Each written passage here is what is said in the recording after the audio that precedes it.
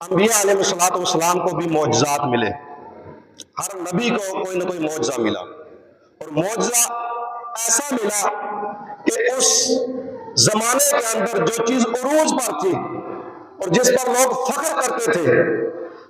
ان نبیوں کو، ان انبیاء کو ایسے معجزے ملے کہ ان کو انبیاء علیہ السلام کے معجزے نے سرنگوں کر دیا، وہ لوگ بھول گئے۔ جس طرح کے چند انبیاء کی میں آپ کے سامنے مثال کر کے آگے بڑھوں گا کہ حضرت موسیٰ علیہ نبینا علیہ السلام کے زمانے کے اندر جادوگری کا بڑا دور تھا، جادوگر بڑے مشہور تھے، عوام ان سے بہت زیادہ قائل تھی، اور اللہ رب العزت نے آپ کو معجزہ عطا فرمایا، فَأَلْقَىٰ عَصَاهُ فَإِذَا هِيَ ثُعْبَانٌ مُّبِينٌ۔